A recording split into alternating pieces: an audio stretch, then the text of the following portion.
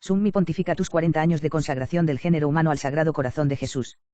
40 años de la encíclica de León XIII, Annum Sacrum. De nuestro Santísimo Señor Pío. Por la divina providencia. Papa XII. A los venerables hermanos. Patriarcas, primados, arzobispos, obispos. Y demás ordinarios locales. En paz y en comunión con la sede apostólica. 1. Dios, en su secreto designio, nos ha confiado, sin mérito alguno nuestro, la dignidad y las graves preocupaciones del Supremo Pontificado precisamente en el año en que se cumple el 40º aniversario de la consagración del género humano al Sacratísimo Corazón del Redentor, que nuestro inmortal predecesor León XIII intimó a todo el orbe, al declinar el pasado siglo, en los umbrales del año santo. 2. Con suma alegría e íntimo gozo acogimos entonces como mensaje del cielo la encíclica Annum Sacrum, precisamente cuando recién ordenados de sacerdote, habíamos podido recitar el Introibo ad altare Dei, Sal 42,4. Y con qué ardiente entusiasmo unimos nuestro corazón a los pensamientos y a las intenciones que animaban y guiaban aquel acto, llevado a cabo, no sin una especial providencia, por un pontífice que con tan profunda agudeza conocía las necesidades y los males manifiestos y ocultos de su tiempo. Por esto, no podemos dejar de manifestar nuestro agradecimiento a la divina providencia, que ha querido hacer coincidir nuestro primer año de pontificado con un recuerdo tan trascendental y querido de nuestro primer año de sacerdocio. Aprovechando de buena gana esta oportunidad, nos queremos que el culto debido al Rey de Reyes y al Señor de los Señores, 1 Tim 6,15, AP 19,16, sea como la plegaria introductoria de nuestro pontificado, cumpliendo así los deseos de nuestro santo predecesor. Sea este culto también el fundamento en que se apoyan y el propósito que pretenden tanto nuestra voluntad esperanzada como nuestra enseñanza y pastoral actividad, y, finalmente, el sufrimiento de los trabajos y penas, que consagramos exclusivamente a la difusión del reino de Cristo. 3. Si contemplamos a la luz de la eternidad los acontecimientos externos y el crecimiento de vida interior logrado durante los últimos 40 años y medimos, por una parte, sus grandezas y, por otra, sus deficiencias, aquella consagración del género humano a Jesucristo Rey revela cada vez más a nuestro espíritu su hondo significado sagrado, su simbolismo exhortador, su fuerza purificadora, elevante, defensora y consolidadora de las almas, y al mismo tiempo, con no menor evidencia, observan nuestros ojos con cuánta sabiduría procura esa consagración restablecer por completo la salud de toda la sociedad humana y promover la verdadera prosperidad de ésta. Esta consagración nos parece como un mensaje de exhortación y de gracia divina no solo para la Iglesia, sino también para toda la humanidad, que, necesitada de estímulo y de guía, se apartaba del camino recto y, hundiéndose en las cosas de la tierra y poniendo en ellas de manera exclusiva su deseo, perecía miserablemente, mensaje para todos los hombres que, en número cada día mayor, se alejaban de la fe en Cristo e incluso también del reconocimiento y de la observancia de su ley, mensaje. Finalmente, que se alzaba contra una concepción de la vida, muy extendida, para la cual el precepto del amor y la doctrina de la renuncia de sí mismo promulgada en el sermón evangélico de la montaña, e igualmente la divina gesta de amor realizada en la cruz, parecían un escándalo y una locura. De la misma manera que en otro tiempo el precursor del Redentor, para responder a los que le preguntaban con deseo de instruirse, proclamaba, he aquí el Cordero de Dios, y en 1,29, para avisarles que el deseado de los pueblos, y 2,8, si bien todavía desconocido, vivía ya en medio de ellos, así también el vicario de Jesucristo a todos aquellos que, renegados, dudosos, fluctuantes, se negaban a seguir al Redentor glorioso, viviente y operante siempre en su iglesia, o le seguían con descuido y flojedad, con poderosa voz les conjuraba diciendo, he aquí vuestro rey, y en 19,14. 4. De la propagación y del arraigo cada día mayor del culto al Sagrado Corazón de Jesús, derivados no solo de la consagración del género humano, hecha al declinar el pasado siglo, sino también de la institución de la fiesta de Jesucristo Rey, creada por nuestro inmediato predecesor, de feliz memoria, han brotado innumerables bienes para los fieles como un impetuoso río que alegra la ciudad de Dios, Sal 45,5, ¿qué época ha tenido mayor necesidad de estos bienes que la nuestra? ¿Qué época más que la nuestra, a pesar de los progresos de toda clase que ha producido en el orden técnico y puramente exterior, ha sufrido un vacío interior tan crecido y una indigencia espiritual tan íntima? Se le puede aplicar con exactitud la palabra aleccionadora del Apocalipsis, dices, rico soy y opulento y de nada necesito, y no sabes que eres mísero, miserable, pobre, ciego y desnudo, AP 3, 17. 5. No hay necesidad más urgente, venerables hermanos, que la de dar a conocer las inconmensurables riquezas de Cristo, F3,8, a los hombres de nuestra época. No hay empresa más noble que la de levantar y desplegar al viento las banderas de nuestro Rey ante aquellos que han seguido banderas falaces y la de reconquistar para la cruz victoriosa a los que de ella, por desgracia, se han separado. ¿Quién, a la vista de una tan gran multitud de hermanos y hermanas que, cegados por el error, enredados por las pasiones, desviados por los prejuicios, se han alejado de la verdadera fe en Dios y del salvador mensaje de Jesucristo, quien, decimos, no arderá en caridad y dejará de prestar gustosamente su ayuda? Todo el que pertenece a la milicia de Cristo, sea clérigo o seglar, porque no ha de sentirse excitado a una mayor vigilancia, a una defensa más enérgica de nuestra causa, viendo cómo ve crecer temerosamente sin cesar la turba de los enemigos de Cristo y viendo a los pregoneros de una doctrina engañosa que, de la misma manera que niegan la eficacia y la saludable verdad de la fe cristiana o impiden que ésta se lleve a la práctica, parecen romper con impiedad suma las tablas de los mandamientos de Dios, para sustituirlas con otras normas de las que están desterrados los principios morales de la revelación del Sinaí y el divino espíritu que ha brotado del sermón de la montaña y de la cruz de Cristo. Todos, sin duda, saben muy bien, no sin hondo dolor, que los gérmenes de estos errores producen una trágica cosecha en aquellos que, si bien en los días de calma y seguridad se confesaban seguidores de Cristo, sin embargo, cuando es necesario resistir con energía, luchar, padecer y soportar persecuciones ocultas y abiertas, cristianos solo de nombre, se muestran vacilantes, débiles, impotentes, y, rechazando los sacrificios que la profesión de su religión implica, no son capaces de seguirlos. Pasos sangrientos del Divino Redentor. 6. Que en esta situación, venerables hermanos, la ya próxima fiesta de Cristo Rey, en cuya fecha os llegará esta nuestra encíclica, os conceda los dones de la divina gracia, con los cuales puedan renovarse los hambres en las virtudes evangélicas y pueda renacer el reino de Cristo por todas partes. Que la consagración del género humano al Sagrado Corazón de Jesús, que en este día se celebrará de modo solemne y con especial devoción, reúna junto al altar del Eterno Rey a los fieles de todos los pueblos y de todas las naciones en adoración y en reparación, para renovarle a él y a su ley de verdad y de amor, ahora y siempre, el juramento de fidelidad. Beban en ese día la gracia divina todos los cristianos, para que en ellos el fuego que el Señor vino a traer a la tierra se convierta en llama cada vez más luminosa y pura.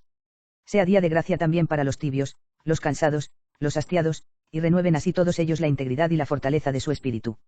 Sea también, por último, día de gracia para los que no han conocido a Cristo o lo han abandonado miserablemente, y la multitud de los fieles, muchos millones de hambres, rueguen juntos a Dios en ese solemne día que la luz que ilumina a todo hombre que viene a este mundo, y en 1,9, les ilumine y señale el camino de la salvación, y su divina gracia suscite en el inquieto espíritu de los extraviados la nostalgia de los bienes eternos, nostalgia que los impela a volver a aquel que desde el doloroso trono de la cruz tiene sed de sus almas y ardiente deseo de ser también para ellos camino, verdad y vida, y en 14,6. 7. Al poner esta primera encíclica de nuestro pontificado, con el corazón rebosante de confiada esperanza, bajo la bandera de Cristo Rey, nos estamos absolutamente seguros de la unánime y entusiasta aprobación de toda la grey del Señor. Las experiencias y las ansiedades de la época presente despiertan la solidaridad entre todos los miembros de la familia católica y agudizan y purifican el sentimiento de esta solidaridad en grado raras veces conseguido. E igualmente excitan en todos los que crecen en Dios y siguen a Cristo como guía y maestro el reconocimiento de un peligro común que está amenazando sobre todos sin excepción. 8. Este espíritu de mutua solidaridad entre los católicos, que, como hemos dicho, se ha visto aumentado por la peligrosa situación presente, y que confirma a los espíritus haciéndoles entrar dentro de sí y alimenta al mismo tiempo el propósito de futuras victorias, nos produjo un suave deleite y un sumo consuelo en aquellos días en que con trémulo paso, pero confiando en Dios, tomamos posesión de la cátedra que la muerte de nuestro gran predecesor había dejado vacante. 9. Hoy, recordando el sinnúmero de testimonios de estrecha adhesión filial a la Iglesia y al Vicario de Cristo que libre y espontáneamente llegaron a nos con motivo de nuestra elección y coronación, no podemos dejar de daros a vosotros, venerables hermanos, y a todos cuantos pertenecen a la familia católica, las gracias más conmovidas por los testimonios de amor reverente y de inquebrantable fidelidad al papado enviados de todas partes al pontífice, en el cual se reconocía la misión providencial del sumo sacerdote y del pastor supremo.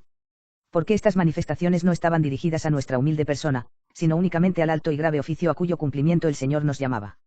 Y si ya entonces experimentábamos la extraordinaria gravedad de la carga recibida que nos había impuesto la suma potestad que nos confería la providencia divina, sin embargo, sentíamos el gran consuelo de ver aquella grandiosa y palpable demostración de la indivisible unidad de la Iglesia católica, que, levantada como muralla y baluarte, con tanta mayor firmeza y energía se une a la roca invicta de Pedro cuanto mayor aparece la jactancia de los enemigos de Cristo. 10. Este universal plebiscito de la unidad católica y de la fraterna y divina solidaridad de los pueblos ofrecido al Padre común nos parecía dar una esperanza tanto más feliz y más fecunda cuanto más trágicas eran las circunstancias materiales y espirituales del momento. Y su gozoso recuerdo nos siguió confortando durante los primeros meses de nuestro pontificado, cuando debimos padecer las fatigas, las ansiedades, y soportar las pruebas de que está sembrado el camino de la esposa de Cristo. 11. No queremos tampoco pasar en silencio el reconocimiento que suscitó en nuestro corazón la felicitación de aquellos que, sin pertenecer al cuerpo visible de la Iglesia católica, en su nobleza y sinceridad, no han querido olvidar todo aquello que, en el amor a la persona de Cristo o en la fe en Dios, les une con nos. Vaya a todos ellos la expresión de nuestra gratitud. Nos los encomendamos a todos y a cada uno a la protección y a la dirección del Señor, y aseguramos solemnemente que solo un pensamiento domina nuestra mente, imitar cuidadosamente el ejemplo del buen pastor, para conducir a todos a la verdadera felicidad y para que tengan vida, y la tengan más abundante, y en 10,10. 12. Pero de manera particular nos deseamos mostrar aquí nuestro agradecimiento a los soberanos, a los jefes de Estado y a las autoridades públicas que, en nombre de sus respectivas naciones, con las cuales la Santa Sede se halla en amigables relaciones, han querido ofrecernos en aquella ocasión el homenaje de su reverencia. En este número y con ocasión de esta primera encíclica, dirigida a todos los pueblos del universo, con particular alegría nos es permitido incluir a Italia, que, como fecundo jardín de la fe católica, plantada por el príncipe de los apóstoles, después de los providenciales pactos lateranenses, ocupa un puesto de honor entre aquellos estados que oficialmente se hallan representados cerca del romano pontífice. De estos pactos volvió a lucir como una aurora feliz la paz de Cristo de vuelta a Italia, anunciando una tranquila y fraterna unión de espíritus tanto en la vida religiosa como en los asuntos civiles, paz que, aportando siempre tiempos serenos, como pedimos al Señor, penetre, consuele, dilate y corrobore profundamente el alma del pueblo italiano, tan cercano a nos y que goza del mismo ambiente de vida que nos. Con ruegos suplicantes deseamos de todo corazón que este pueblo, tan querido a nuestros predecesores y a nos, fiel a sus gloriosas tradiciones católicas y asegurado por el divino auxilio, experimente cada día más la divina verdad de las palabras del salmista: bienaventurado el pueblo que tiene al Señor por su Dios, Sal 143,15. 13. Este nuevo y deseado orden jurídico y espiritual que para Italia y para todo el orbe católico creó y selló aquel hecho, digno de memoria indeleble para toda la historia, jamás nos pareció demostrar una tan grandiosa unión de espíritus como cuando desde la alta loggia de la Basílica Vaticana abrimos y levantamos por primera vez nuestros brazos y nuestra mano para bendecir a Roma, sede del papado y nuestra amadísima ciudad natal, a Italia, reconciliada con la Iglesia católica, y a los pueblos del mundo entero. 14. Como vicario de aquel que, en una hora decisiva, delante del representante de la más alta autoridad de aquel tiempo, pronunció la augusta palabra: yo para esto nací y para esto vine al mundo, para dar testimonio de la verdad, todo aquel que pertenece a la verdad, oye mi voz, y en 18,37, declaramos que el principal deber que nos impone nuestro oficio y nuestro tiempo es, dar testimonio de la verdad. Este deber, que debemos cumplir con firmeza apostólica, exige necesariamente la exposición y la refutación de los errores y de los pecados de los hombres, para que, vistos y conocidos a fondo, sea posible el tratamiento médico y la cura. Conoceréis la verdad, y la verdad os hará libres, y en 8,32. En el cumplimiento de este oficio no nos dejaremos influir por consideraciones humanas o terrenas, del mismo modo, no cejaremos en el propósito emprendido ni por las desconfianzas, ni por las contradicciones, ni por las repulsas, no nos apartará tampoco de esta determinación el temor de que nuestra acción sea incomprendida o falsamente interpretada. Sin embargo, aun trabajando con cuidadosa diligencia para este fin, nuestra conducta estará animada por aquella caridad paterna que mientras nos ordena trabajar con suma tristeza a causa de los males que atormentan a los hijos, nos manda también señalar estos mismos hijos los oportunos remedios, imitando así al divino modelo de los pastores, Cristo, Señor nuestro, que nos da al mismo tiempo luz y amor, practicando la verdad con amor. F4, 15. 15. Ahora bien, el nefasto esfuerzo con que no pocos pretenden arrojar a Cristo de su reino, niegan la ley de la verdad por él revelada y rechazan el precepto de aquella caridad que abriga y corrobora su imperio como con un vivificante y divino soplo, es la raíz de los males que precipitan a nuestra época por un camino resbaladizo hacia la indigencia espiritual y la carencia de virtudes en las almas. Por lo cual, la reverencia a la realeza de Cristo, el reconocimiento de los derechos de su regia potestad y el procurar la vuelta de los particulares y de toda la sociedad humana a la ley de su verdad y de su amor, son los únicos medios que pueden hacer volver a los hombres al camino de la salvación. 16. Mientras escribimos estas líneas, venerables hermanos, nos llega la terrible noticia de que, por desgracia, a pesar de todos nuestros esfuerzos por evitarlo, el terrible incendio de la guerra se ha desencadenado ya. Nuestra pluma casi se detiene cuando pensamos en las innumerables calamidades de aquellos que hasta ayer se gozaban con la modesta prosperidad de su propio hogar familiar. Nuestro corazón paterno se siente lleno de angustia al prever todos los males que podrán brotar de la tenebrosa semilla de la violencia y del odio, a los que la espada está abriendo ya sangrientos surcos. Sin embargo, cuando consideramos este diluvio de males presentes y tememos calamidades aún mayores para el futuro, juzgamos deber nuestro dirigir con creciente insistencia los ojos y los corazones de cuantos conservan todavía una voluntad recta hacia aquel de quien únicamente viene la salvación del mundo, hacia aquel cuya mano omnipotente y misericordiosa es la única que puede poner fin a esta tempestad, hacia aquel, finalmente, cuya verdad y amor son los únicos que pueden iluminarlas inteligencias y encender los espíritus de tantos hombres que, combatidos por las olas del error y por el ansia de un egoísmo inmoderado y casi sumergidos por las ondas de las contiendas, deben ser reformados nuevamente y devueltos al gobierno y al Espíritu de Jesucristo. 17. Tal vez se puede esperar, y pedimos a Dios que así sea, que esta época de máximas calamidades mejore la manera de pensar y de sentir de muchos que, ciegamente confiados hasta ahora en las engañosas opiniones tan difundidas hoy día, despreocupados e imprudentes, pisaban un camino incierto lleno de peligros. Y muchos que no apreciaban la importancia y el valor de la misión pastoral de la Iglesia para la recta educación de los espíritus, comprenderán tal vez ahora mejor y estimarán más las amonestaciones de la Iglesia que ellos desatendieron en un tiempo más fácil y seguro. Las angustias presentes y la calamitosa situación actual constituyen una apología tan definitiva de la doctrina cristiana, que es tal vez esta situación la que puede mover a los hombres más que cualquier otro argumento. ¿Por qué de este ingente cúmulo de errores y de este diluvio de movimientos anticristianos se han cosechado frutos tan envenenados, que constituyen una reprobación y una condenación de esos errores, cuya fuerza probativa supera a toda refutación racional? 18. Porque, mientras las esperanzas fallan y desilusionan, la gracia divina sonríe a las almas temblorosas, se percibe el paso del Señor, ex 12,11, y a la palabra del Redentor, he aquí que estoy a la puerta y llamo, AP 3,20, se abren con frecuencia puertas que, de otro modo, nunca se abrirían. Dios es testigo de la ardorosa compasión, del santo gozo con que se vuelve nuestro corazón a aquellos que, experimentando tan dolorosas pruebas, sienten nacer en su interior el deseo impelente y saludable de la verdad, de la justicia y de la paz cristiana. Pero, incluso hacia aquellos para quienes no ha sonado todavía la hora de la iluminación celeste, nuestro corazón no conoce sino amor, y nuestros labios pronuncian plegarias a Dios para que en sus almas, indiferentes o enemigas de Cristo, haga brillar un rayo de aquella luz que un día transformó a Saulo en Pablo, y que ha demostrado su fuerza misteriosa precisamente en los tiempos más difíciles de la Iglesia. 19. En la hora presente, en que las calamitosas perturbaciones ocupan la mente de todos, no es nuestro propósito exponer una refutación completa de los errores de esta época, refutación que haremos cuando se presente ocasión oportuna, sino desarrollar por escrito solamente algunas observaciones fundamentales sobre este tema. 20. Hoy día los hombres, venerables hermanos, añadiendo a las desviaciones doctrinales del pasado nuevos errores, han impulsado todos estos principios por un camino tan equivocado que no se podía seguir de ello otra cosa que perturbación y ruina. Y en primer lugar es cosa averiguada que la fuente primaria y más profunda de los males que hoy afligen a la sociedad moderna brota de la negación, del rechazo de una norma universal de rectitud moral, tanto en la vida privada de los individuos como en la vida política y en las mutuas relaciones internacionales, la misma ley natural queda sepultada bajo la detracción y el olvido. 21. Esta ley natural tiene su fundamento en Dios, Creador omnipotente y Padre de todos, supremo y absoluto legislador, omnisciente y justo juez de las acciones humanas. Cuando temerariamente se niega a Dios, todo principio de moralidad queda vacilando y perece, la voz de la naturaleza calla o al menos se debilita paulatinamente, voz que enseña también a los ignorantes y aun a las tribus no civilizadas lo que es bueno y lo que es malo, lo lícito y lo ilícito, y les hace sentir que darán cuenta alguna vez de sus propias acciones buenas y malas ante un juez supremo. 22. Como bien sabéis, venerables hermanos, el fundamento de toda la moralidad comenzó a ser rechazado en Europa, porque muchos hombres se separaron de la doctrina de Cristo, de la que es depositaria y maestra la cátedra de San Pedro.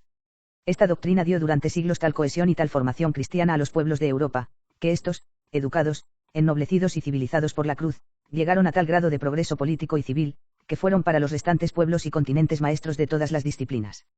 Pero desde que muchos hermanos, separados ya de nos, abandonaron el magisterio infalible de la Iglesia, llegaron, por desgracia, hasta negar la misma divinidad del Salvador, dogma capital y centro del cristianismo, acelerando así el proceso de disolución religiosa. 23. Narra el Sagrado Evangelio que, cuando Jesús fue crucificado, las tinieblas invadieron toda la superficie de la tierra, MT 27,45, símbolo luctuoso de lo que ha sucedido, y sigue sucediendo, cuando la incredulidad religiosa, ciega y demasiado orgullosa de sí misma, excluye a Cristo de la vida moderna, y especialmente de la pública y, junto con la fe en Cristo, debilita también la fe en Dios. De aquí se sigue que todas las normas y principios morales según los cuales eran juzgadas en otros tiempos las acciones de la vida privada y de la vida pública, hayan caído en desuso, y se sigue también que donde el Estado se ajusta por completo a los prejuicios del llamado laicismo, fenómeno que cada día adquiere más rápidos progresos y obtiene mayores alabanzas, y donde el laicismo logra sustraer al hombre, a la familia y al Estado del influjo benéfico y regenerador de Dios y de la Iglesia. Aparezcan señales cada vez más evidentes y terribles de la corruptora falsedad del viejo paganismo. Cosa que sucede también en aquellas regiones en las que durante tantos siglos brillaron los fulgores de la civilización cristiana, las tinieblas se extendieron mientras crucificaban a Jesús, Breu. Rom, Viernes Santo, a Aries Pi 4. 24. Pero muchos, tal vez, al separarse de la doctrina de Cristo, no advertían que eran engañados por el falso espejismo de unas frases brillantes, que presentaban esta separación del cristianismo como liberación de una servidumbre impuesta, ni preveían las amargas consecuencias que se seguirían del cambio que venía a sustituir la verdad, que libera, con el error, que esclaviza, ni pensaban, finalmente, que, renunciando a la ley de Dios, infinitamente sabia y paterna, y a la amorosa, unificante y ennoblecedora doctrina de amor de Cristo, se entregaban al arbitrio de una prudencia humana lábil y pobre. Alardeaban de un progreso en todos los campos, siendo así que retrocedían a cosas peores, pensaban, elevarse a las más altas cimas, siendo así que se apartaban de su propia dignidad, afirmaban que este siglo nuestro había de traer una perfecta madurez, mientras estaban volviendo precisamente a la antigua esclavitud. No percibían que todo esfuerzo humano para sustituir la ley de Cristo por algo semejante está condenado al fracaso, se entontecieron en sus razonamientos, Rom 1,21. 25. Así debilitada y perdida la fe en Dios y en el divino Redentor y apagada en las almas la luz que brota de los principios universales de moralidad, queda inmediatamente destruido el único e insustituible fundamento de estable tranquilidad en que se apoya el orden interno y externo de la vida privada y pública, que es el único que puede engendrar y salvaguardar la prosperidad de los estados. 26. Es cierto que, cuando los pueblos de Europa estaban vinculados por una fraterna unión, alimentada por las instituciones y los preceptos del cristianismo, no faltaban disensiones, ni trastornos, ni guerras asoladoras, pero tal vez jamás como en el presente los hombres se han encontrado con un ánimo tan quebrantado y afligido, porque ven con temor indecible la extraordinaria dificultad para curar sus propios males. Mientras que, por el contrario, en los siglos anteriores estaba presente en los espíritus de todos la noción de lo justo y de lo injusto, de lo lícito y de lo ilícito, lo cual facilita los acuerdos, refrena las pasiones desordenadas y deja abierta la vía a una honesta inteligencia mutua. En nuestros días, sin embargo, las disensiones no provienen únicamente del ímpetu vehemente de un espíritu destemplado, sino más bien de una profunda perturbación en la conciencia interior, que ha trastornado temerariamente los sanos principios de la moral privada y pública. 27. Entre los múltiples errores que brotan, como de fuente envenenada, del agnosticismo religioso y moral, hay dos principales que queremos proponer de manera particular a vuestra diligente consideración, venerables hermanos, porque hacen casi imposible, o al menos precaria e incierta, la tranquila y pacífica convivencia de los pueblos. 28. El primero de estos dos errores, en la actualidad enormemente extendido por desgracia, consiste en el olvido de aquella ley de mutua solidaridad y caridad humana impuesta por el origen común y por la igualdad de la naturaleza racional en todos los hombres, sea cual fuere el pueblo a que pertenecen, y por el sacrificio de la redención, ofrecido por Jesucristo en el ara de la cruz a su Padre Celestial en favor de la humanidad pecadora. 29. La primera página de la Sagrada Escritura refiere con grandiosa simplicidad que Dios, para coronar su obra creadora, hizo al hombre a su imagen y semejanza, cf. Gen 1,26 a 27, y la misma Escritura enseña que el hombre, enriquecido con dones y privilegios sobrenaturales, fue destinado a una eterna e inefable felicidad. Refiere, además, que de la primera unión matrimonial proceden todos los demás hombres, los cuales, como enseña la Escritura con extraordinaria viveza y plasticidad de lenguaje, se dividieron después en varias tribus y pueblos, diseminándose por las diversas partes del mundo. Y enseña también que, aunque se alejaron miserablemente de su Creador, Dios no dejó de considerarlos como hijos, a los cuales, según sus misericordiosos designios, había de traer de nuevo un día al seno de su amistad, cf. Gen 12,3. 30. El apóstol de las gentes, como heraldo de esta verdad que hermana a los hombres en una gran familia, anuncia estas realidades al mundo griego, sacó, Dios, de un mismo tronco todo el linaje de los hombres, para que habitase la vasta extensión de la tierra, fijando el orden de los tiempos y los límites de la habitación de cada pueblo para que buscasen a Dios, Et 17, 26 a 27. Razón por la cual podemos contemplar con admiración del espíritu al género humano unificado por la unidad de su origen común en Dios, según aquel texto, uno el Dios y Padre de todos, el cual está sobre todos y habita en todos nosotros, F 4,6, por la unidad de naturaleza, que consta de cuerpo material y de alma espiritual e inmortal, por la unidad del fin próximo de todos y por la misión común que todos tienen que realizar en esta vida presente, por la unidad de habitación, la tierra, de cuyos bienes todos los hombres pueden disfrutar por derecho natural, para sustentarse y adquirir la propia perfección, por la unidad del fin supremo, Dios mismo, al cual todos deben tender, y por la unidad de los medios para poder conseguir este supremo fin. 31. Y el mismo apóstol de las gentes demuestra la unidad de la familia humana con aquellas razones por medio de las cuales estamos unidos con el Hijo de Dios, imagen eterna de Dios invisible, en quien todas las cosas han sido creadas, col 1,16, e igualmente con la unidad de la redención, que Cristo donó a todos los hombres por medio de su acervísima pasión, cuando restableció la destruida amistad originaria con Dios y se constituyó mediador celestial entre Dios y los hombres, porque uno es Dios y uno también el mediador entre Dios y los hombres, Jesucristo hecho hombre, 1 Tim 2,5. 32. Y para hacer más íntima y firme esta amistad entre Dios y la humanidad, el mediador universal de la salvación y de la paz, en el silencio del cenáculo, cuando iba ya a realizar el sacrificio supremo de sí mismo, pronunció aquellas profundas palabras que resuenan a través de los siglos, y que a las almas carentes de amor y destrozadas por el odio muestran los heroísmos más altos de la caridad. Este es mi precepto, que os améis los unos a los otros, como yo os he amado. Y en 15,12. 33. Estos puntos capitales de la verdad revelada constituyen el fundamento y el vínculo más estrecho de la unidad común de todos los hombres, reforzados por el amor de Dios y del Redentor divino, de quien todos reciben la salud para la edificación del cuerpo de Cristo, hasta que lleguemos todos a la unidad de la fe, al conocimiento pleno del Hijo de Dios, al estado de hombre perfecto según la medida de la plenitud de Cristo, cf. F2, 12 y 13. 34. Por lo cual, si consideramos atentamente esta unidad de derecho y de hecho de toda la humanidad, los ciudadanos de cada estado no se nos muestran desligados entre sí, como granos de arena, sino más bien unidos entre sí en un conjunto orgánicamente ordenado, con relaciones variadas, según la diversidad de los tiempos, en virtud del impulso y del destino natural y sobrenatural. Y si bien los pueblos van desarrollando formas más perfectas de civilización y, de acuerdo con las condiciones de vida y de medios se van diferenciando unos de otros, no por esto deben romper la unidad de la familia humana, sino más bien enriquecerla con la comunicación mutua de sus peculiares dotes espirituales y con el recíproco intercambio de bienes, que solamente puede ser eficaz cuando una viva y ardiente caridad cohesiona fraternalmente a todos los hijos de un mismo Padre y a todos los hombres redimidos por una misma sangre divina. 35. La Iglesia de Jesucristo, como fidelísima depositaria de la vivificante sabiduría divina, no pretende menoscabar o menospreciar las características particulares que constituyen el modo de ser de cada pueblo, características que con razón defienden los pueblos religiosa y celosamente como sagrada herencia. La Iglesia busca la profunda unidad, configurada por un amor sobrenatural en el que todos los pueblos se ejerciten intensamente, no busca una uniformidad absoluta, exclusivamente externa, que debilite las fuerzas naturales propias. Todas las normas y disposiciones que sirven para el desenvolvimiento prudente y para el aumento equilibrado de las propias energías y facultades, que nacen de las más recónditas entrañas de toda estirpe, la Iglesia las aprueba y las secunda con amor de madre, con tal que no se opongan a las obligaciones que impone el origen común y el común destino de todos los hombres. Proceder demostrado repetidas veces por el inmenso esfuerzo que realizan los predicadores en los territorios de misiones. La Iglesia confiesa que esta finalidad es como la estrella polar, a la cual dirige su vista en el camino de su apostolado universal.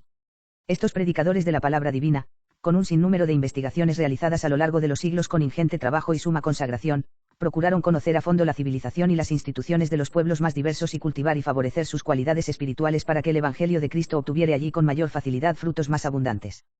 Todo lo que en las costumbres de un pueblo no se haya indisolublemente ligado a errores y supersticiones, encuentra siempre un examen benévolo, y, en cuanto es posible, es conservado y favorecido por la Iglesia. Nuestro inmediato predecesor, de santa memoria, en una cuestión de este género que requería mucha prudencia y consejo, adoptó una noble decisión que constituye una perenne alabanza de su aguda inteligencia y del ardor de su espíritu apostólico. No es necesario declararos, venerables hermanos, que nos continuaremos sin vacilación por este mismo camino. Todos aquellos que ingresan en la Iglesia católica, sean cuales sean su origen y su lengua, deben tener por seguro que todos ellos disfrutan de los mismos derechos de hijos en la casa del Padre, donde todos gozan de la ley y de la paz de Cristo. Para realizar progresivamente estas normas de igualdad, la Iglesia selecciona de entre los pueblos indígenas algunos hombres escogidos que aumenten gradualmente el sacerdocio y el episcopado en su propia nación. Y por esta causa, es decir, para dar a nuestras intenciones una demostración palpable, hemos escogido la próxima fiesta de Cristo Rey para elevar a la dignidad episcopal, sobre el sepulcro del príncipe de los apóstoles, a 12 sacerdotes representantes de sus propios pueblos y estirpes. 36. De esta manera, mientras una dura contienda hace sufrir a las almas y divide la unidad de la familia humana, este rito solemne dará a entender a todos nuestros hijos, diseminados por el mundo, que la doctrina, la acción y la voluntad de la Iglesia jamás podrán ser contrario a la predicación del apóstol de las gentes, vestidos del hombre nuevo, que por el conocimiento de la fe se renueva según la imagen de aquel que lo ha criado. Para él no existe griego ni judío, circunciso o incircunciso, bárbaro o escita, esclavo o libre, sino que Cristo está en todo y en todos. Col 3,10 a 11. 37.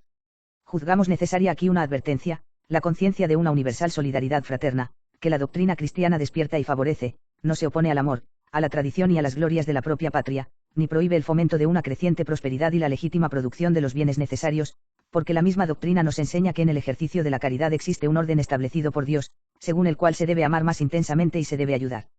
preferentemente a aquellos que están unidos a nosotros con especiales vínculos. El Divino Maestro en persona dio ejemplo de esta manera de obrar, amando con especial amor a su tierra y a su patria y llorando tristemente a causa de la inminente ruina de la ciudad santa. Pero el amor a la propia patria, que con razón debe ser fomentado, no debe impedir, no debe ser obstáculo al precepto cristiano de la caridad universal, precepto que coloca igualmente a todos los demás y su personal prosperidad en la luz pacificadora del amor. 38. Esta maravillosa doctrina ha contribuido de muchas maneras al progreso civil y religioso de la humanidad. Porque los heraldos de esta doctrina, animados de una ardorosa caridad sobrenatural, no solo roturaron terrenos e intentaron curar toda clase de enfermedades, sino que principalmente procuraron levantar las almas de aquellos que estaban a ellos confiados a las realidades divinas, conformarlos a éstas y elevarlos hasta las cumbres más altas de la santidad, donde todo se ve en la claridad de la mirada simplicísima de Dios. Levantaron monumentos y templos, que demuestran a qué alturas tan grandes eleva el ideal de la perfección cristiana, pero sobre todo, hicieron de los hombres, sabios e ignorantes, poderosos o débiles, templos vivos de Dios y sarmientos de aquella vid que es Cristo. Transmitieron a las generaciones venideras los tesoros del arte y de la sabiduría antiguos, pero su principal propósito fue hacer a estas generaciones partícipes de aquel inefable don de la sabiduría eterna, que une a los hombres, hijos de Dios por la gracia, con los vínculos de una fraterna amistad. 39. Pero si el olvido de la ley, venerables hermanos, que manda amar a todos los hombres y que, apagando los odios y disminuyendo desavenencias, es la única que puede consolidar la paz, es fuente de tantos y tan gravísimos males para la pacífica convivencia de los pueblos. Sin embargo, no menos nocivo para el bienestar de las naciones y de toda la sociedad humana es el error de aquellos que con intento temerario pretenden separar el poder político de toda relación con Dios, del cual dependen, como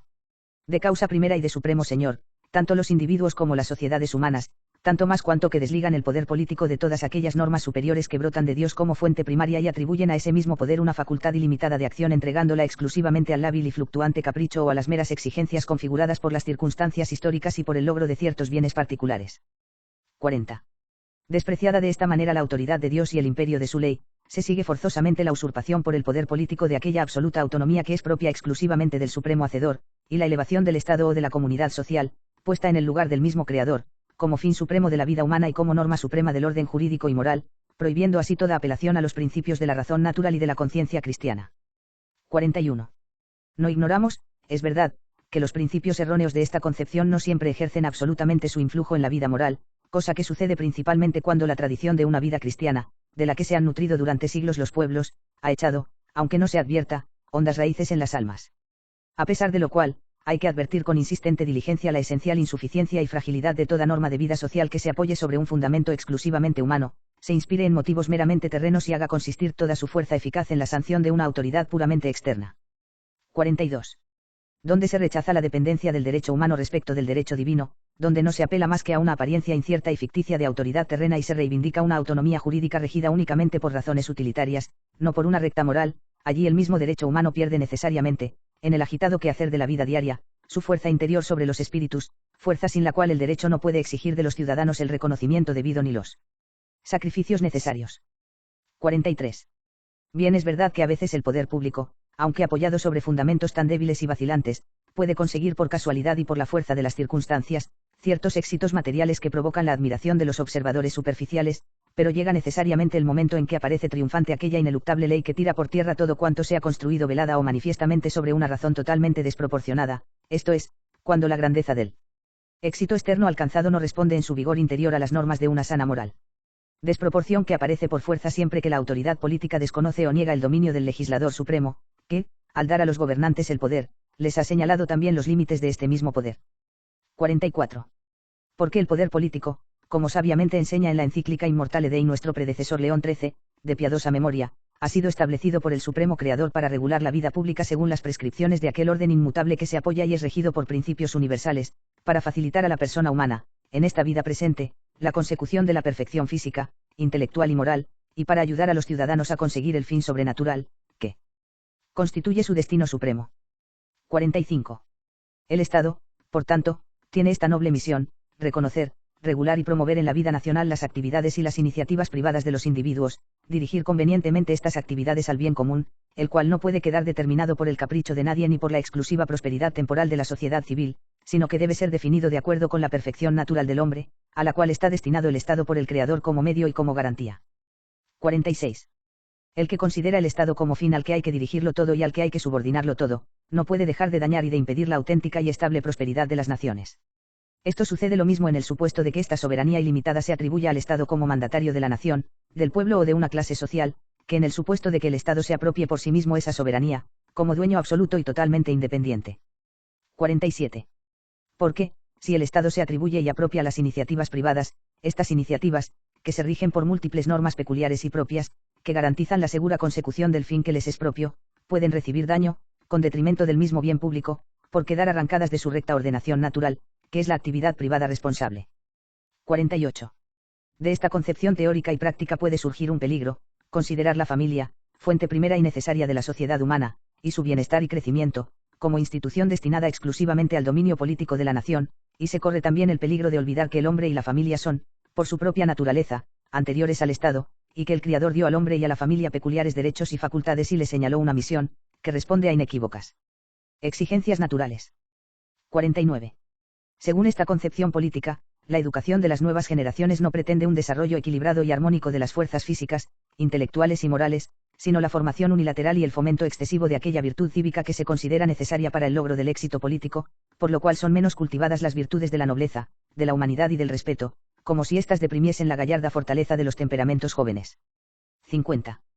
Por todo lo cual, se alzan ante nuestra vista los tremendos peligros que tememos puedan venir sobre la actual y las futuras generaciones, de la disminución y de la progresiva abolición de los derechos de la familia. Juzgamos, por tanto, obligación nuestra, impuesta por la conciencia del deber exigido por nuestro grave ministerio apostólico, defender religiosa y abiertamente estos derechos de la familia, porque nadie, sin duda, padece tan amargamente como la familia las angustias de nuestro tiempo, tanto materiales como espirituales, y los múltiples errores con sus dolorosas consecuencias. Hasta tal punto es esto así, que el paso diario de las desgracias y la indigencia creciente por todas partes, tan luctuosa que tal vez ningún siglo anterior la experimentó mayor, y cuya razón o necesidad verdadera son consecuencia imposibles de discernir, resultan hoy intolerables sin una firmeza y una grandeza de alma capaz de despertar la admiración universal.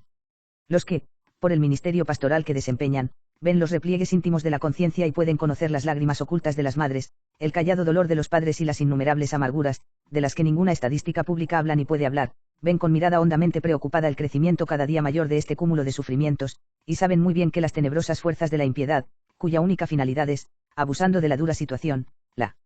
revolución y el trastorno social, están al acecho buscando la oportunidad que les permita realizar sus impíos propósitos. 51. ¿Qué hombre sensato, prudente, en esta grave situación, negará al Estado unos derechos más amplios que los ordinarios, que respondan a la situación y con los que se pueda atender a las necesidades del pueblo? Sin embargo, el orden moral establecido por Dios exige que se determine con todo cuidado, según la norma del bien común, la licitud o ilicitud de las medidas que aconsejen los tiempos como también la verdadera necesidad de estas medidas. 52. De todos modos, cuanto más gravosos son los sacrificios materiales exigidos por el Estado a los ciudadanos y a la familia, tanto más sagrados e inviolables deben ser para el Estado los derechos de las conciencias. El Estado puede exigir los bienes y la sangre, pero nunca el alma redimida por Dios. Por esta razón, la misión que Dios ha encomendado a los padres de proveer al bien temporal y al bien eterno de la prole y de procurar a los hijos una adecuada formación religiosa, nadie puede arrebatarla a los padres sin una grave lesión del derecho. Esta adecuada formación debe, sin duda, tener también como finalidad preparar la juventud para la aceptación de aquellos deberes de noble patriotismo, con cuyo cumplimiento inteligente, voluntario y alegre se demuestre prácticamente el amor a la tierra patria. Pero, por otra parte, una educación de la juventud que se despreocupe, con olvido voluntario, de orientar la mirada de la juventud también a la patria sobrenatural, será totalmente injusta tanto contra la propia juventud como contra los deberes y los derechos totalmente inalienables de la familia cristiana, y, consiguientemente, por haberse incurrido en una extralimitación, el mismo bien del pueblo y del Estado exige que se pongan los remedios necesarios. Una educación semejante podrá, tal vez, parecer a los gobernantes responsables de ella una fuente de aumento de fuerza y de vigor, pero las tristes consecuencias que de aquella se deriven demostrarán su radical falacia. El crimen de lesa majestad contra el Rey de los Reyes y Señor de los que dominan, 1 Tim 6,15, AP 19,16, cometido con una educación de los niños indiferente y contraria al espíritu y a sentimiento cristianos, al estorbar e impedir el precepto de Jesucristo, dejad que los niños vengan a mí, MC 10,14, producirá, sin duda alguna, frutos amarguísimos. Por el contrario, el Estado que libera estas preocupaciones a las madres y a los padres cristianos, entristecidos por esta clase de peligros, y mantiene enteros los derechos de la familia, fomenta la paz interna del Estado y asienta el fundamento firme sobre el cual podrá levantarse la futura prosperidad de la patria. Las almas de los hijos que Dios entregó a los padres, purificadas con el bautismo y señaladas con el sello real de Jesucristo, son como un tesoro sagrado, sobre el que vigila con amor solícito el mismo Dios. El Divino Redentor, que dijo a los apóstoles, dejad que los niños vengan a mí, no obstante su misericordiosa bondad, ha amenazado con terribles castigos a los que escandalizan a los niños, objeto predilecto de su corazón. ¿Y qué escándalo puede haber más dañoso, qué escándalo puede haber más criminal y duradero que una educación moral de la juventud dirigida equivocadamente hacia una meta que, totalmente alejada de Cristo, camino, verdad y vida, conduce a una apostasía oculta o manifiesta del Divino Redentor? Este Divino Redentor que se le roba criminalmente a las nuevas generaciones presentes y futuras es el mismo que ha recibido de su eterno Padre todo poder y tiene en sus manos el destino de los estados, de los pueblos y de las naciones. El cese o la prolongación de la vida de los estados, el crecimiento y la grandeza de los pueblos, todo depende exclusivamente de Cristo. De todo cuanto existe en la tierra, solo el alma es inmortal. Por eso, un sistema educativo que no respete el recinto sagrado de la familia cristiana, protegido por la ley de Dios, que tire por tierra sus bases y cierre a la juventud del camino hacia Cristo, para impedirle beber el agua en las fuentes del Salvador, CFs 12,3, y que, finalmente, proclame la apostasía de Cristo y de la Iglesia como señal de fidelidad a la nación o a una clase determinada, este sistema, sin duda alguna al obrar así, pronunciará contra sí mismo la sentencia de condenación y experimentará a su tiempo la ineluctable verdad del aviso del profeta, los que se apartan de ti serán escritos en la tierra, ya 17,13. 53. La concepción que atribuye al Estado un poder casi infinito, no solo es, venerables hermanos, un error pernicioso para la vida interna de las naciones y para el logro armónico de una prosperidad creciente, sino que es además dañosa para las mutuas relaciones internacionales, porque rompe la unidad que vincula entre sí a todos los estados, despoja al derecho de gentes de todo firme valor, abre camino a la violación de los derechos ajenos y hace muy difícil la inteligencia y la convivencia pacífica. 54. Porque el género humano, aunque, por disposición del orden natural establecido por Dios, está dividido en grupos sociales, naciones y estados, independientes mutuamente en lo que respecta a la organización de su régimen político interno, está ligado, sin embargo, con vínculos mutuos en el orden jurídico y en el orden moral y constituye una universal comunidad de pueblos, destinada a lograr el bien de todas las gentes y regulada por leyes propias que mantienen su unidad y promueven una prosperidad siempre creciente. 55. Ahora bien, todos ven fácilmente que aquellos supuestos derechos del Estado, absolutos y enteramente independientes, son totalmente contrarios a esta inmanente ley natural, más aún, la niegan radicalmente. Es igualmente evidente que esos derechos absolutos entregan al capricho de los gobernantes del Estado las legítimas relaciones internacionales e impiden al mismo tiempo la posibilidad de una unión verdadera y de una colaboración fecunda en el orden de los intereses generales. Porque, venerables hermanos, las relaciones internacionales normales y estables, la amistad internacional fructuosa exigen que los pueblos reconozcan y observen los principios normativos del derecho natural regulador de la convivencia internacional. Igualmente, estos principios exigen el respeto íntegro de la libertad de todos y la concesión a todos de aquellos derechos que son necesarios para la vida y para el desenvolvimiento progresivo de una prosperidad por el camino del sano progreso civil. Exigen por último, la fidelidad íntegra e inviolable a los pactos estipulados y sancionados de acuerdo con las normas del derecho de gentes.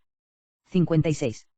No cabe duda que el presupuesto indispensable de toda pacífica convivencia entre los pueblos y la condición indispensable de las relaciones jurídicas del derecho público vigentes entre los pueblos es la mutua confianza, la general persuasión de que todas las partes deben ser fieles a la palabra empeñada, la admisión, finalmente, por todos de la verdad de este principio, es mejor la sabiduría que las armas bélicas, ECL 9,18, y, además, la disposición de ánimo para discutir e investigar los propios intereses y no para solucionar las diferencias con la amenaza de la fuerza cuando surjan demoras, controversias, dificultades y cambios, cosas todas que pueden nacer no solamente de mala voluntad, sino también del cambio de las circunstancias y del cruce de intereses opuestos. 57. Pero separar el derecho de gentes del derecho divino para apoyarlo en la voluntad autónoma del Estado como fundamento exclusivo, equivale a destronar ese derecho del solio de su honor y de su firmeza y entregarlo a la apresurada y destemplada ambición del interés privado y del egoísmo colectivo, que solo buscan la afirmación de sus derechos propios y la negación de los derechos ajenos. 58.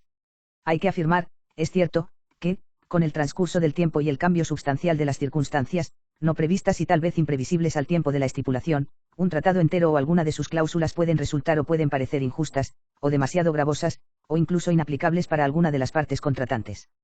Si esto llega a suceder, es necesario recurrir a tiempo a una leal discusión para modificar en lo que sea conveniente o sustituir por completo el pacto establecido. Pero considerar los convenios ratificados como cosa efímera y caduca y atribuirse la tácita facultad de rescindirlos cuando la propia utilidad parezca aconsejarlo, o atribuirse la facultad de quebrantarlos unilateralmente, sin consultar a la otra parte contratante, es un proceder que echa por tierra la seguridad de la confianza recíproca entre los estados. De esta manera queda totalmente derribado el orden natural y los pueblos quedan separados por un inmenso vacío, imposible de salvar. 59. Hoy día, venerables hermanos, todos miran con espanto el cúmulo de males al que han llevado los errores y el falso derecho de que hemos hablado y sus consecuencias prácticas. Se ha desvanecido el espejismo de un falso e indefinido progreso, que engañaba a muchos. La trágica actualidad de las ruinas presentes parece despertar de su sueño a los que seguían dormidos, repitiendo la sentencia del profeta: sordos, oíd, y, ciegos, mirad, Is 42,18.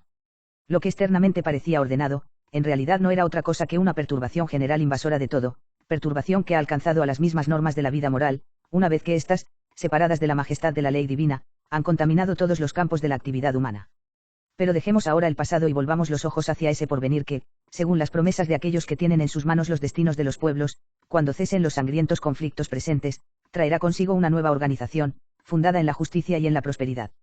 Pero es que acaso ese porvenir será en realidad diverso, y, lo que es más importante, llegará a ser mejor y más feliz. Los nuevos tratados de paz y el establecimiento de un nuevo orden internacional que surgirán cuando termine la guerra, ¿estarán acaso animados de la justicia y de la equidad hacia todos y de un espíritu pacífico y restaurador, o constituirán más bien una luctuosa repetición de los errores antiguos y de los errores recientes?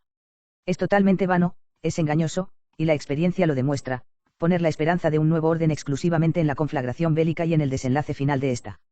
El día de la victoria es un día de triunfo para quien tiene la fortuna de conseguirla, pero es al mismo tiempo una hora de peligro mientras el ángel de la justicia lucha con el demonio de la violencia. Porque, con demasiada frecuencia, el corazón del vencedor se endurece, y la moderación y la prudencia sagaz y previsora se le antojan enfermiza debilidad de ánimo. Y, además, la excitación de las pasiones populares, exacerbadas por los innumerables y enormes sacrificios y sufrimientos soportados, muchas veces parece anublar la vista de los hombres responsables de las determinaciones, y les hace cerrar sus oídos a la amonestadora voz de la equidad humana que parece vencida o extinguida por el inhumano clamor de ay de los vencidos. Por este motivo, si en tales circunstancias se adoptan resoluciones y se toman decisiones judiciales sobre las cuestiones planteadas, puede suceder que auténticos hechos injustos tengan la mera apariencia de una externa justicia. 60. La salvación de los pueblos, venerables hermanos, no nace de los medios externos, no nace de la espada, que puede imponer condiciones de paz, pero no puede crear la paz. Las energías que han de renovar la faz de la tierra tienen que proceder del interior de las almas. El orden nuevo del mundo que regirá la vida nacional y dirigirá las relaciones internacionales, cuando cesen las crueles atrocidades de esta guerra sin precedentes, no deberá en adelante apoyarse sobre la movediza e incierta arena de normas efímeras, inventadas por el arbitrio de un egoísmo utilitario, colectivo o individual, sino que deberá levantarse sobre el inconcluso y firme fundamento del derecho natural y de la revelación divina. Es aquí donde debe buscar el legislador el espíritu de equilibrio y la conciencia de su responsabilidad, sin los cuales fácilmente se desconocen los límites exactos que separan el uso legítimo del uso ilegítimo del poder. Únicamente así tendrán sus determinaciones consistencia interna, noble dignidad y sanción religiosa, y no servir meramente para satisfacer las exigencias del egoísmo y de las pasiones humanas. Porque, si bien es verdad que los males que aquejan actualmente a la humanidad provienen de una perturbada y desequilibrada economía y de la enconada lucha por una más equitativa distribución de los bienes que Dios ha concedido a los hombres para el sustento y progreso de estos, sin embargo, es un hecho evidente que la raíz de estos males es más profunda, pues toca a la creencia religiosa y a los principios normativos del orden moral, corrompidos y destruidos por haberse separado. Progresivamente los pueblos de la moral verdadera, de la unidad de la fe y de la enseñanza cristiana que en otro tiempo procuró y logró con su infatigable y benéfica labor la Iglesia. La reeducación de la humanidad, si quiere ser efectiva, ha de quedar saturada de un espíritu principalmente religioso, ha de partir de Cristo como fundamento indispensable, ha de tener como ejecutor eficaz una íntegra justicia y como corona la caridad. 61. Llevar a cabo esta obra de renovación espiritual, que deberá adaptar sus medios al cambio de los tiempos y al cambio de las necesidades del género humano, es deber principalmente de la materna misión de la Iglesia. La predicación del Evangelio, que le ha confiado su divino fundador, con la cual se inculcan a los hombres los preceptos de la verdad, de la justicia y de la caridad, e igualmente el esfuerzo por arraigar sólida y profundamente estos preceptos en las almas, son medios tan idóneos para el logro de la paz, es una labor tan noble y eficaz, que no hay ni puede haber otros que se les igualen. Esta misión, por su amplitud y su gravedad, debería, a primera vista, desalentar los corazones de los miembros de la Iglesia militante, sin embargo, el procurar con todas las fuerzas posibles la difusión del reino de Dios, misión realizada por la Iglesia a lo largo de los siglos de modos muy diversos, no sin graves y duras dificultades, es un deber al que están obligados todos cuantos, liberados por la gracia del Señor de la esclavitud de Satanás, han sido llamados por medio del santo bautismo a formar parte del reino de Dios. Y si el formar parte de este reino, y el vivir conforme a su espíritu, y el trabajar por su difusión y por hacer asequibles sus bienes espirituales a un número cada vez mayor de hombres, exigen en nuestros días tener que luchar con toda clase de oposiciones y de dificultades perfectamente organizadas y tan serias como tal vez jamás lo han sido en tiempos anteriores, esto no dispensa a los fieles de la franca y valerosa profesión de la fe católica, sino que más bien los estimula incesantemente a mantenerse firmes en la defensa de su causa, a una costa de la pérdida de los propios bienes y del sacrificio de la propia vida. El que vive del Espíritu de Cristo no se abate por las dificultades que surgen, sino que, totalmente confiado en Dios, soporta con ánimo esforzado toda clase de trabajos, no huye las angustias ni las necesidades de la hora presente, sino que se hila a su encuentro, dispuesto siempre a ayudar con aquel amor que, más fuerte que la muerte, no rehúye el sacrificio ni se deja ahogar por el oleaje de las tribulaciones. 62. Nos sentimos, venerables hermanos, un íntimo consuelo y un gozo sobrenatural, y diariamente damos a Dios gracias por ello, al contemplar en todas las regiones del mundo católico evidentes y heroicos ejemplos de un encendido espíritu cristiano, que valerosamente se enfrenta con todas las exigencias de nuestra época y que con noble esfuerzo procura alcanzar la propia santificación, que es lo primero y lo esencial, y desarrolla una labor de iniciativas apostólicas para aumentar el reino de Dios. De los frecuentes congresos eucarísticos, promovidos sin descanso por nuestros predecesores con suma solicitud, y de la colaboración de los seglares, formados eficazmente por la acción católica en el profundo convencimiento de su misión, brotan fuentes de gracia y de virtudes tan abundantes, que en un siglo como el presente, que parece multiplicar las amenazas y provocar necesidades cada vez mayores, y mientras el cristianismo se ve atacado con virulencia cada día mayor por las fuerzas de la impiedad, tienen tanta importancia y oportunidad, que difícilmente pueden ser estimados en su verdadero valor. 63. Hoy día, en que, por desgracia, el número de sacerdotes es inferior al número de necesidades que deben cubrir, y en que se aplica también la palabra del Salvador, la mies es mucha y los operarios pocos, MT 9,37, LC 10,2, la colaboración de los seglares prestada a la jerarquía eclesiástica, y cada día creciente y animada de un ardiente celo y de una total entrega, ofrece a los ministros sagrados una valiosa fuerza auxiliar y promete tales frutos que justifican las más bellas esperanzas. La súplica de la Iglesia dirigida al Señor de la Mies para que envíe operarios a su viña, MT 9,38, LC 10,2, parece haber sido oída de la manera que convenía a las necesidades de la hora presente, supliendo felizmente y completando el trabajo, muchas veces insuficiente y obstaculizado, del apostolado sacerdotal.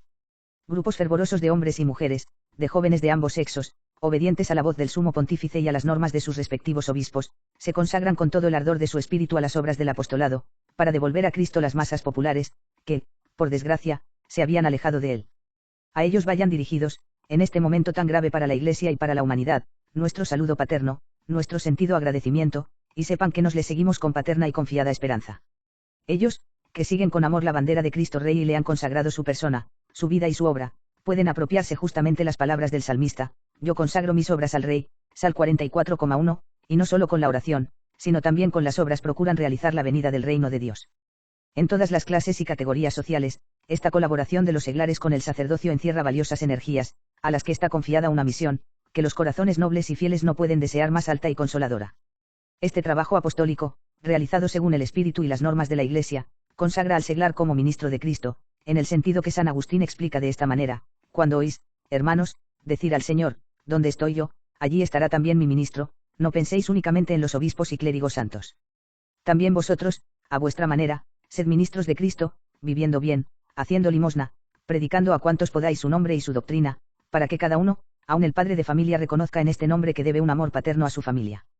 Por Cristo y por la vida eterna, a todos los suyos debe amonestar, enseñar, exhortar, corregir, usar con ellos de benevolencia, ejercitar la disciplina. De esta manera desempeñará en su casa un oficio eclesiástico y en cierto modo episcopal, sirviendo a Cristo para vivir eternamente con él. Inevan. Joan, Tract. 52,18 s. 64.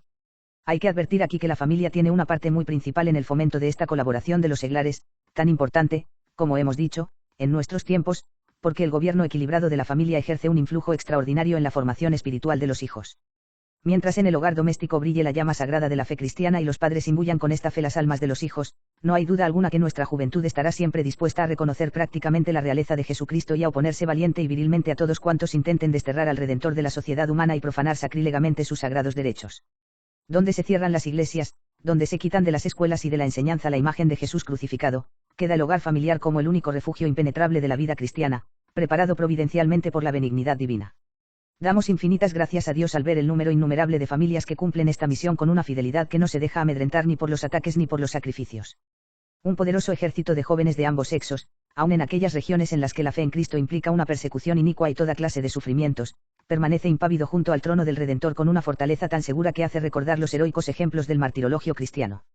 Si en todas partes se diera a la Iglesia, maestra de la justicia y de la caridad, la libertad de acción a la que tiene un sagrado e incontrovertible derecho en virtud del mandato divino, brotarían por todas partes riquísimas fuentes de bienes, nacería la luz para las almas y un orden tranquilo para los estados, se tendrían fuerzas necesariamente valiosas para promover la auténtica prosperidad del género humano. Y si los esfuerzos que tienden a establecer una paz definitiva en el interior de los estados y en la vida internacional se dejasen regular por las normas del Evangelio, que predican y subrayan el amor cristiano frente al inmoderado afán de los intereses propios que sacude a los individuos y a las masas, se evitarían, sin duda alguna, muchas y graves desdichas y se concedería a la humanidad una tranquila felicidad. 65. Porque entre las leyes reguladoras de la vida cristiana y los postulados de una auténtica humanidad fraterna no existe oposición, sino consonancia recíproca y mutuo apoyo. Por consiguiente, que tanto deseamos procurar el bien de la humanidad doliente y perturbada en el orden material y en el orden espiritual, no tenemos mayor deseo que el de que las actuales angustias abran los ojos de muchos para que consideren atentamente en su verdadera luz a Jesucristo, Señor nuestro, y la misión de su Iglesia sobre la tierra, y que todos cuantos rigen el timón del Estado dejen libre el camino a la Iglesia para que ésta pueda así trabajar en la formación de una nueva época, según los principios de la justicia y de la paz. Esta obra de paz exige que no se pongan obstáculos al ejercicio de la misión confiada por Dios a la Iglesia, que no se limite injustamente el campo de su actividad, que no se sustraigan, por último, las masas, y especialmente la juventud, a su benéfico influjo. Por lo cual como representante en la tierra de aquel que fue llamado por el profeta Príncipe de la Paz, Is 9,6, exhortamos y conjuramos a los gobernantes y a todos los que de alguna manera tienen influencia en la vida política para que la Iglesia goce siempre de la plena libertad de vida, y pueda así realizar su obra educadora, comunicar a las mentes la verdad, inculcar en los espíritus la justicia y enfervorizar los corazones con la caridad divina de Cristo. 66. Porque, así como la Iglesia no puede renunciar al ejercicio de su misión, que consiste en realizar en la tierra el plan divino de restaurar en Cristo todas las cosas de los cielos y de la tierra, F1,10, así también su obra resulta hoy día más necesaria que nunca, pues la experiencia nos enseña que los medios puramente externos, las precauciones humanas y los expedientes políticos no pueden darle ni tibo alguno eficaz a los gravísimos males que aquejan a la humanidad. 67. Aleccionados por el doloroso fracaso de los esfuerzos humanos dirigidos a impedir y frenar las tempestades que amenazan destruir la civilización humana, muchos dirigen su mirada, con renovada esperanza, a la Iglesia, ciudadela de la verdad y del amor, y a esta cátedra de San Pedro, que saben puede restituir al género humano aquella unidad de doctrina religiosa y moral que en los siglos pasados dio consistente seguridad a una tranquila relación de convivencia entre los pueblos. A esta unidad miran con encendida nostalgia tantos hombres, responsables del destino de las naciones, que experimentan diariamente la falsía de aquellas realidades en las que un día cifraron su gran confianza, unidad que innumerables multitudes de hijos nuestros ansían ardientemente, los cuales invocan a diario al Dios de la paz y del amor, cf2 y UAR 13,11, unidad que anhelan, finalmente, tantos espíritus nobles separados de nos, que en su hambre y sed de justicia y de paz, vuelven sus ojos a la sede de Pedro, esperando de esta la luz y el consejo. 68. Todos ellos reconocen la inconmovida firmeza dos voces milenaria de la Iglesia Católica en la profesión de la fe y en la defensa de la moral cristiana, reconocen también la estrecha unidad de la jerarquía eclesiástica, que, ligada al sucesor del príncipe de los apóstoles, ilumina las mentes con la doctrina del Evangelio, dirige a los hombres a la santidad y, mientras es maternalmente condescendiente con todos, se mantiene firme, soportando incluso los tormentos más duros y el mismo martirio. Cuando hay que decidir un asunto con aquellas palabras, non licet. 69. No obstante, venerables hermanos, la doctrina de Cristo, que es la única que puede dar al hombre las verdades fundamentales de la fe, y es la que aguza las inteligencias, y enriquece las almas con la gracia sobrenatural, y propone remedios idóneos para las graves dificultades actuales, e igualmente la actividad apostólica de la Iglesia, que enseña a la humanidad esa misma doctrina propagada por todo el mundo y que modela a los hombres según los principios del Evangelio, son a veces objeto de hostiles sospechas, como si sacudieran los quicios de la autoridad política y usurpasen los derechos de ésta. 70. Contra estos recelos, manteniendo en todo su vigor las enseñanzas expuestas por nuestro predecesor, de inmortal memoria, Pío XI, en su encíclica Quas Primas, de 11 de diciembre de 1925, sobre el poder de Cristo Rey y el poder de la Iglesia, declaramos con sinceridad apostólica que la Iglesia es totalmente ajena a semejantes propósitos, porque la Iglesia abre sus maternales brazos a todos los hombres, no para dominarlos políticamente, sino para prestarles toda la ayuda que le es posible. Ni tampoco pretende la Iglesia invadir la esfera de competencia propia de las restantes autoridades legítimas, sino que más bien les ofrece su ayuda, penetrada del espíritu de su divino fundador y siguiendo el ejemplo de aquel que pasó haciendo el bien, Hech 10,38. 71. La Iglesia predica e inculca el deber de obedecer y de respetar a la autoridad terrena, que recibe de Dios su noble origen y se atiene a la enseñanza del Divino Maestro, que dice, dad a César lo que es del César, Mt 22,21. No pretende usurpar los derechos ajenos a aquella que canta en su sagrada liturgia, no arrebata reinos mortales quien da los celestiales, himno de la fiesta de la Epifanía. La Iglesia no menoscaba las energías humanas, sino que las levanta a las cimas más altas y nobles, formando caracteres firmes, que nunca traicionen los deberes de su conciencia. La Iglesia, que ha civilizado tantos pueblos y naciones, nunca ha retardado el progreso de la humanidad, sino que, por el contrario, con materno orgullo se complace en ese progreso. El fin que la Iglesia pretende ha sido declarado de modo admirable por los ángeles sobre la cuna del Verbo encarnado cuando cantaron Gloria a Dios en las alturas y paz en la tierra a los hombres de buena voluntad, LC 2,14. Esta paz, que el mundo no puede dar, el Divino Redentor la ha dejado a sus discípulos como herencia, os dejo la paz, os doy mi paz, y en 14,27, esta paz la han conseguido, la consiguen y la conseguirán innumerables hombres que han abrazado amorosamente la doctrina de Cristo, compendiada por él mismo en el doble precepto del amor a Dios y el amor al prójimo. La historia de casi 20 siglos, la historia llamada sabiamente por el gran orador maestra de la vida, C.I.C., Orat 1,29, demuestra la verdad de aquella sentencia de la Sagrada Escritura, no tiene paz el que resiste a Dios, Job 9,4, porque la única piedra angular, F 2,20, sobre la que tanto el Estado como el individuo pueden hallar salvación segura es Cristo. 72.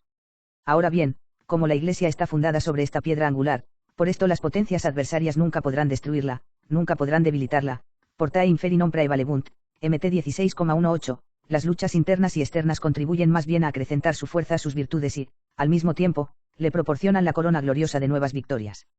Por el contrario, todo otro edificio que no tenga como fundamento la doctrina de Cristo, está levantado sobre una arena movediza, y su destino es, más pronto o más tarde, una inevitable caída, Mt 7,26 a 27. 73. Mientras os escribimos, venerables hermanos, esta nuestra primera encíclica nos parece, por muchas causas, que una hora de tinieblas, LC 22,53, está cayendo sobre la humanidad, hora en que las tormentas de una violenta discordia derraman la copa sangrienta de innumerables dolores y lutos. ¿Es acaso necesario que os declaremos que nuestro corazón de Padre, lleno de amor compasivo, está al lado de todos sus hijos, y de modo especial al lado de los atribulados y perseguidos.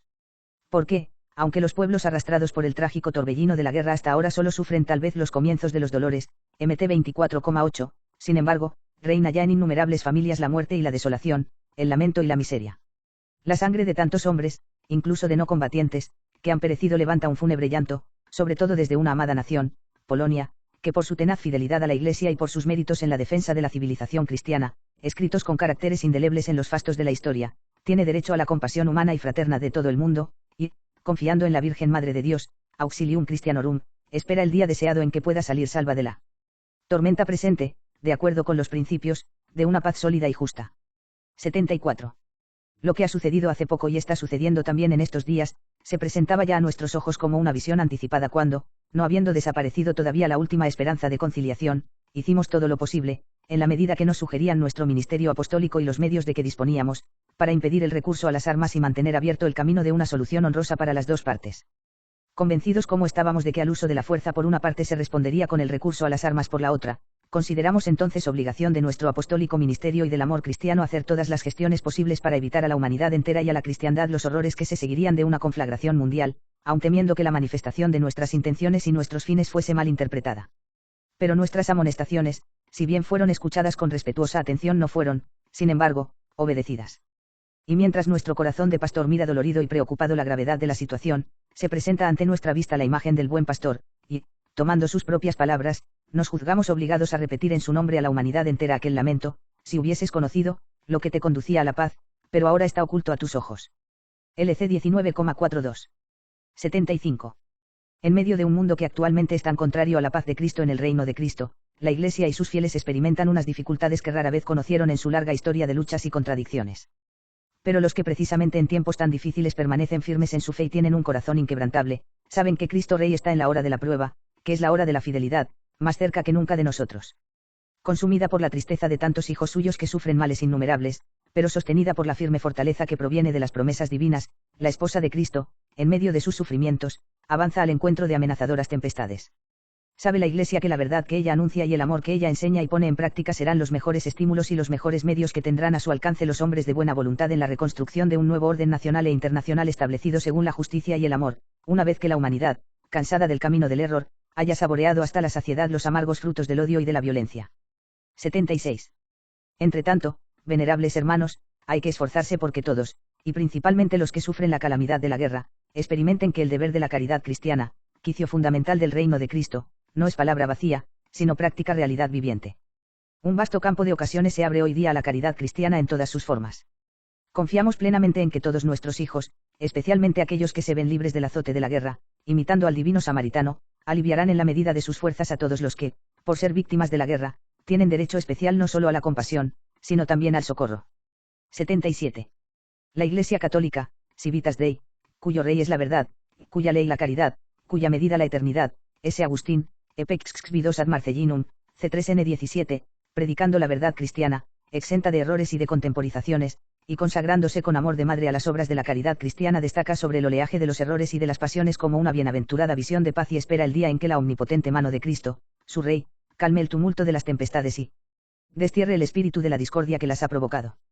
Todo cuanto está a nuestro alcance para acelerar el día en que la paloma de la paz halle donde reposar su pie sobre esta tierra sumergida en el diluvio de la discordia, todo ello lo utilizaremos, confiando tanto en los hombres de Estado que antes de desencadenarse la guerra trabajaron noblemente por alejar de los pueblos tan terrible azote, como también en los millones de hombres de todos los países y de todas las clases sociales que piden a gritos no solo la justicia, sino también la caridad y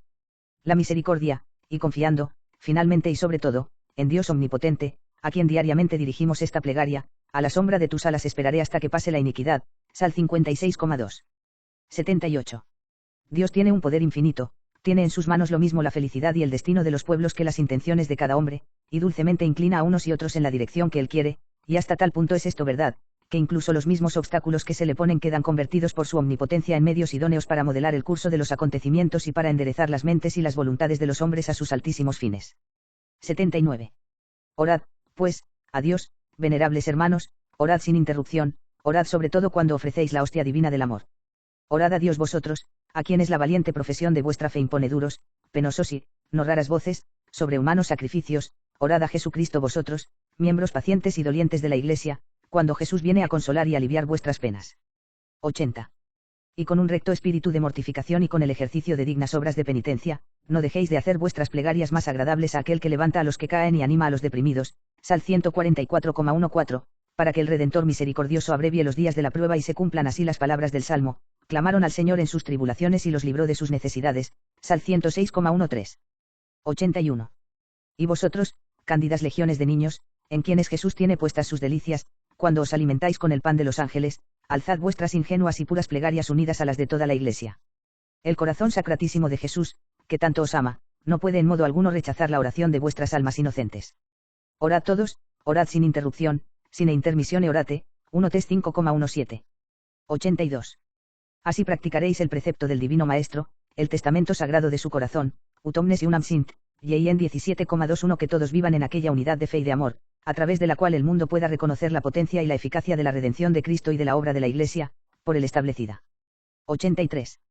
La Iglesia primitiva, que comprendió y practicó este divino precepto, lo resumió en una significativa oración: unidos con ella, expresad también vosotros en vuestra oración aquellos sentimientos que también responden a las necesidades de nuestra época. Acuérdate, Señor, de tu Iglesia, para que la libres de todo mal y la perfecciones en tu caridad, y de los cuatro vientos reúnela santificada en tu reino, que preparaste para ella, pues tuya es la virtud y la gloria por los siglos de los siglos. Doctrina de los 12 Apóstoles, C10. Finalmente, deseando con ardor que Dios, autor y amante de la paz, escuche benigno las súplicas de su Iglesia, como prenda de las gracias divinas y testimonio de nuestra benévola voluntad, os damos a todos paternalmente la bendición apostólica.